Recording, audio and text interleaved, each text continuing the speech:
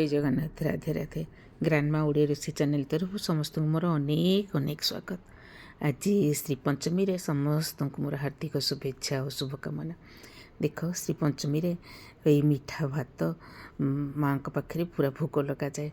यहाँ माँ बहुत प्रिय। यहाँ प्रभु जगन्नाथंकर भी प्रिय, माँ महालक्ष्मी भी प्रिय और माँ सरस्वती भी प्रिय। आ बंगाली माने यहाँ सब करा पूरा भोग लगाती। आम ओडिया घर भी यहाँ स्कूल मानक आम जिते छोट थिलु सेत होता भोजी एमती मीठा पोलो डालमा तरकारी खटा सबू। किंतु आज तो से दिन गला आज किए पचारुची देख से आउ गपसप नक आम आरंभ करवा। गोटे छोट गिनारे जीरा चाउल नहीं धुआ धुई करदे। आईटा सबू काजू किसमिश तेजपत्र अदा आ सबू गरम मसला रखी। बर्तमान कुकर बसैकी गोटे कुकर रे घी देदेली।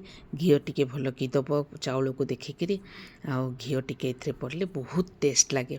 तुम मैंने कौट सब देखुच मत कमेंट कर जनइब। तुम कमेंट पढ़ले मत बहुत खुशी लगे। आउ छोटिया लाइकटे कर जदि एपर्यंत मो रेसिपी भल लगे एपर्यंत जदि सब्सक्राइब करना जरूर सब्सक्राइब करदेव।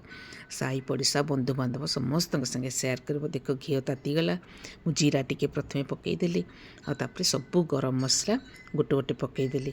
जो बड़ अलैच ताकू चोपा छड़ेक पकईदेली। छोट अलैच लवंग तापरे गोलमरीच सबू पकईकी सेटा टिके फुटीगला चाउल पकईदेली। चाउल पकईकी ताकू भल कि भाजब से जिते भाजी हम तार स्वाद से बढ़। आउ एटा पूरा भाजी भाजी के जिते पूरा भल कि भाजी होतापर जेतिकी चाउल नहीं देख अदा मु पकई नी। यहाँ बड़ अलैच चोपा छड़े पकाऊँच। अदा को मु ग्रेट करके बर्तमान पकई दूचे। आगुरी अदा पकई नी कारण अदा पकईले से पूरा कुकर रे तले लगी जाए। तेणु चाउल पकईकी मुझे सब अदाटा पकाए अदार बास्नाटा रही। चाउल नहीं तार डबल पानी दब आउ चाउलर अधा चीनी दब। एतिकी मन रख। जी जदि बेसी मीठा कहूब ताले तुम्हें बेसी चीनी दब, जदि कम मीठा कहूब आहरी कम चीनी दब। किंतु तार परफेक्ट माप होची चाउलर अधा चीनी देले मीठा पलौ कहती ताकू सेटा भल लगे। आउ सबू ए लुण टिके पकईदेव।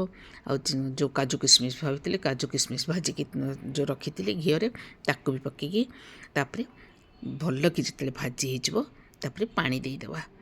पानी देकर देख भाजी हो गला पूरा केमती भल कि पूरा भाजी होती नहीं तार डबल यहाँ पानी।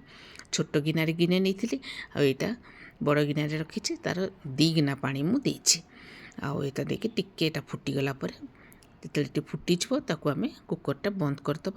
आ गोटे हुइसिल स्लो करी गोटे हुइसिल लगेबा और हाई करके गोटे हुइसिल लगेबा।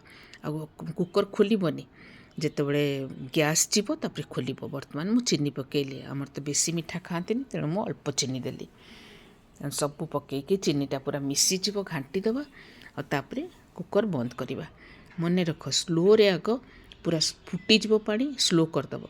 स्लो रे आग गोटे हुइसिल मार चाउलटा टिके सीझीज तापर हाई करके गोटे मार। चाउलटा जदि आगुरी बतुरी देथिबो तेबे बहुत भल हम। आ देख केते सुंदर आमर हो गला। 2टा सीटी बाजिला पूरा गोटा गोटा होता जीरा चाउल रे कले बहुत टेस्ट लगे।